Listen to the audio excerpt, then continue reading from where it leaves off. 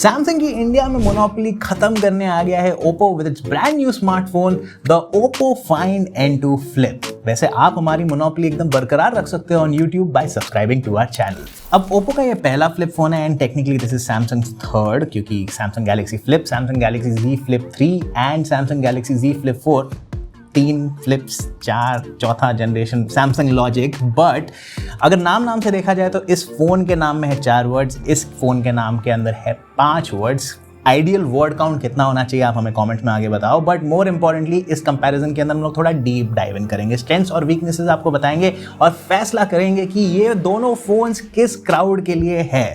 Seemingly तो flip phones ही है, पर इन दोनों के स्ट्रेंथ्स और वीकनेसेस डिफरेंट है। तो चलिए फटाफट वीडियो को शुरू करते हैं। अब डिजाइन थोड़ा सा पर्सनल होता है हर किसी के लिए and both of these phones have their own charm. Oppo Find N2 का रियर ग्लास कर्व्ड है और ये खुलने के बाद एक रेगुलर फोन जैसा फिट हो जाता है हाथ में। सैमसंग इज एंटायरली फ्लैट पीछे से, so it feels like yes it's a purpose built flip phone. Secondary displays anyway थोड़े आई कैचिंग होते हैं, लेकिन ओप्पो वाले का काफी बड़ा दिया हुआ है। इनफैक्ट ओप्पो की मानो तो it's the biggest on any flip phone. इसके बारे में हम और बात करेंगे थोड़े टाइम में। But there is one place जहां पे ओप्पो एक बहुत बड़ी बाजी मार गया है and that is the gap between the hinge। Samsung में ज्यादा है और ओप्पो में ऑलमोस्ट ना के बराबर। इस गैप से ही डस्ट एंटर होती है फोन के अंदर। बाय द वे कलर्स में सैमसंग में ज्यादा ऑप्शंस है, बिस्पोक वाले भी एडिशंस हैं, तो आप ज्यादा पैसे दे के अपना फोन खरीद सकते हो। But Oppo keeps it simple, black and purple and that's it. I honestly like the black version more because of its texture. But here's where Oppo loses it, no IP rating, IPX8। बट अगर मैं इसका display खोलूं तो आपको सबसे पहले यही चीज दिखने वाली है और वो है यहाँ पे ये डिस्प्ले प्रोटेक्टर है। सैमसंग फर्स्ट टाइम के लिए आपको फ्री रिप्लेसमेंट देता है, बट सेकंड टाइम के ऊपर और उसके बाद में थोड़ा सा चार्ज करता है। पर अभी तक ओप्पो की ये नौबत नहीं आई है लकीली, टच वुड। तो देखते हैं आगे जाके क्या होता है। बाकी दोनों फोन्स के स्पेक्स आपके स्क्रीन पे है, same peak brightness, same refresh rate, same resolution. But 2-3 चीजों पे आपका अटेंशन लाना चाहूंगा। First, find N2 is slightly wider, तो डायगोनली थोड़ा सा बड़ा डिस्प्ले है and it feels like a regular phone just because of this. Second, HDR mode में आपको थोड़ी सी बेटर ब्राइटनेस देखने को मिलेगी इन N2 फ्लिप। बाकी दोनों फोन्स मक्खन ही चलते हैं, आउटडोर ब्राइटनेस दोनों की काफी अच्छी है। बस इंस्टाग्राम में थोड़ा सा ज्यादा एक्सपीरियंस आपको मिलेगा in the find N2 flip. बाहर का डिस्प्ले ओप्पो ने बड़ा कर दिया जैसे मैंने पहले कहा था, और इसके साथ आपको बेटर टच रिस्पॉन्स रेट भी मिलता है। नोटिफिकेशंस आप नॉर्मल फोन की तरह देख सकते हो, जो सैमसंग के फोन पे नहीं कर सकते आप, and it just feels closer to a proper display. But functionality अभी के लिए थोड़ी सी लिमिटेड है, just 6 widgets at the moment and no third party app support. Samsung के कवर डिस्प्ले के built in widgets almost same ही है, but you can also use third party apps जो इस पे सारे एप्स चलाने की फंक्शनैलिटी देता है। दैट्स राइट, ये सैमसंग के कवर डिस्प्ले के ऊपर यूट्यूब चल रहा है। चलो अब परफॉर्मेंस के ऊपर आते हैं and for the first time काफी इंटरेस्टिंग लग रहा है एक फोल्डेबल स्मार्टफोन को देखना जिसके अंदर एक क्वालकॉम चिपसेट नहीं लगा हुआ है। तो दोनों फोन्स के आप स्पेसिफिकेशंस और कॉन्फ़िगरेशंस देख सकते हो। ओप्पो वाले भैया के अंदर MediaTek Dimensity 9000 प्लस लगा हुआ है और ये एक सिंगल कॉन्फ़िगरेशन में आता है, जबकि Z Flip 4 के अंदर Qualcomm Snapdragon 8+ Gen 1 है और ये 2 रैम और स्टोरेज वेरिएंट्स के अंदर मिल जाता है। बेंचमार्क में थोड़ा सा अपर हैंड है सैमसंग का, जैसे कि आप देख सकते हो, और गेमिंग के अंदर दोनों फोन्स ही एक सिमिलर सा एक्सपीरियंस दे देते हैं। दोनों ही फोन्स के अंदर थोड़ा सा हीटिंग का प्रॉब्लम हो जाता है ज्यादा देर खेलने पे, पर दोनों के ऊपर आप सारे गेम्स हाई ग्राफिक्स के ऊपर खेल सकते हो। UI वाइज दोनों फोन्स के अंदर प्रीलोडेड ऐप्स आपको देखने को मिलते हैं, बट सैमसंग में ब्लोट नहीं है, बोले तो हॉट ऐप्स ऐसे वाले।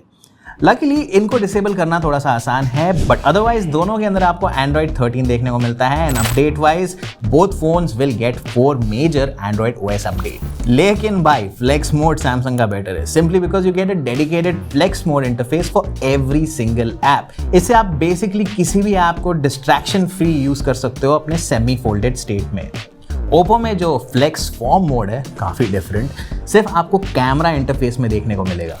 चलो कैमरा की बात छेड़ ही दी है तो इन दोनों के कैमरास को इन डेप्थ कंपेयर करते हैं। तो दोनों फोन्स में ड्यूअल कैमरा सेटअप है, बट ओप्पो में 50 मेगापिक्सल का सेंसर है और सैमसंग में 12। आगे की तरफ ओप्पो का मेगापिक्सल काउंट ज्यादा है सेल्फी कैमरा में, और ओप्पो में हैसलब्लैड की कलर ट्यूनिंग यूज हो रही है, वह सैमसंग की वाइब्रेंट वाली जो उनकी टिपिकल सिग्नेचर कलर ट्यूनिंग है वो देखने को मिलती है। अब दुनिया मेगापिक्सल से नहीं चलती है, तो let's take a look at the output. ये है डे टाइम की फोटोज, सीनरीज में ओवरहेड सन में दोनों फोटोज पंची और वाइब्रेंट फोटोज लेते हैं, बस सैमसंग थोड़ा सा स्काई को ब्लू कर देता है। ह्यूमन सब्जेक्ट्स के स्किन के साथ ज्यादा लिबर्टी लेता है ओप्पो। मेरे डार्क सर्कल्स को और डार्क कर दिया ओप्पो ने। इनफैक्ट HDR में फाइंड एंड टू शैडोज की ज्यादा डिटेल्स खींच लेता है, विच इज अंडरस्टैंडेबल क्योंकि इसके अंदर 50 मेगापिक्सल का सेंसर है तो इन्फॉर्मेशन भी ज्यादा मिलती है।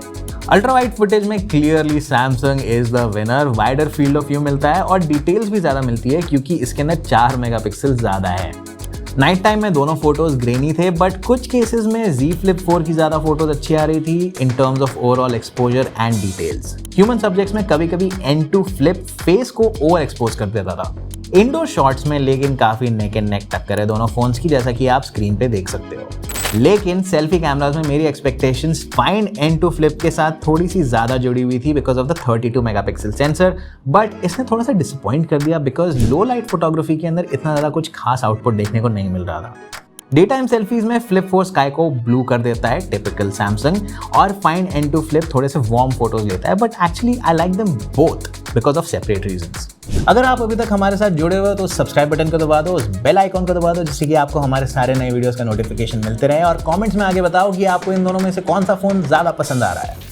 फाइनली हम आ जाते हैं इन दोनों फोन्स के बैटरी लाइफ के ऊपर। ओप्पो की battery capacity is more and charging wattage is more, but here's the weird thing, although Find N2 Flip की peak charging is 44 watt, 80 watt का चार्जर आपको मिलता है, बट कम से कम चार्जर तो मिलता है। आपके सामने है चार्जिंग टेस्ट के रिजल्ट्स। लगभग 20 मिनट में आधा चार्ज हो गया था ये, और कुछ 55 मिनट्स में full charge. Z Flip 4 25 what के चार्जिंग के साथ 40 मिनट में 50% तक ही पहुंच पाया था, और हम लोगों ने पूरा इसको चार्ज नहीं किया because we just didn't have the patience. Battery life के मामले में फाइंड N2 Flip ज्यादा टाइम टिक पाता है because of its greater capacity, and background battery management भी इसकी थोड़ी सी बेहतर है।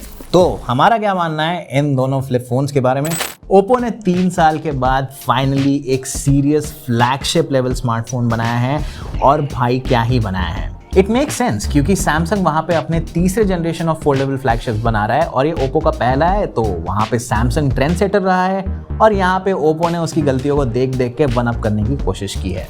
फर्स्ट जनरेशन फोन्स यूजुअली थोड़े से रिस्की होते हैं, तो अगर आपको थोड़ी सी एंजाइटी हो रही है then you should definitely go for the Samsung Galaxy Z Flip 4। यहाँ पे आपको बेटर फ्लेक्स मोड मिलेगा, क्लीनर ओवरऑल यूजर एक्सपीरियंस मिलेगा, and more importantly water proofing मिलेगी। रॉ परफॉर्मेंस में भी ये सिग्निफिकेंटली बेटर है ओप्पो से, बट अगर आपको एकदम क्रीजलेस स्ट्रेट नॉर्मल स्क्रीन का एक्सपीरियंस चाहिए एक फोल्डेबल स्मार्टफोन में with a comparable camera, larger cover screen and faster charging, तो आप ओप्पो को कंसिडर कर सकते हो। तो इन दोनों फोन्स के साथ में थोड़ी सी लायबिलिटी एसोसिएटेड है क्योंकि ये फोल्डेबल्स है, एकदम फरारी ओन जैसे करने वाली चीज़ है। तो अगर आप बाहर जा रहे हो आपको इसे बड़े प्यार से नाज से पालना होगा कि कहीं डस्ट ना घुस जाए, कहीं ह्यूमिडिटी ना घुस जाए। साथ में आपको अपने चार्जर लेके घूमना होगा क्योंकि इन दोनों की बैटरी लाइफ नॉर्मल फोन्स के कंपैरिजन में कम है, एंड मोर इम्पॉर्टेंटली जब भी आप दिन के अंदर अपने नोटिफिकेशंस या फ़ोन को चलाने की कोशिश करोगे, फुल एक्सपीरियंस के लिए आपको ये करते रहना पड़ेगा no matter what, which can get annoying after a while. But when you look past that, both of these have a larger status symbol associated with them. अगर आप ध्यान से सोचोगे तो iPhones भी ज़्यादा कॉमन हो गए हैं, these guys are the new trend, तो इनको संभाल के रखना कहीं चोरी ना हो जाए। Anyway, that was it for this video. हम आशा करते हैं कि आपको ये वीडियो पसंद आई हो, और अगर आई हो तो प्लीज़ उस लाइक बटन को दबा दीजिए। साथ में ही इस वीडियो को शेयर भी कीजिए अपने फोल्डेबल फनकार दोस्तों के साथ में। हमने रिसेंटली एक पुनीत सुपरस्टार के साथ वीडियो डाली थी जिन्होंने डिबंक किया है सैमसंग वर्सेस एप्पल का मसला, तो प्लीज़ उसे भी देख लीजिए, वो एक शॉर्ट है। हमारा कंटेंट तो स्ट्रांग है, बस आपके सब्सक्रिप्शन की देरी है, तो प्लीज़ उस सब्सक्राइब बटन को दबाना ना भूलें। एंड एज ऑलवेज मैं आपको मिलूंगा अगले रिव्यू वीडियो के अंदर।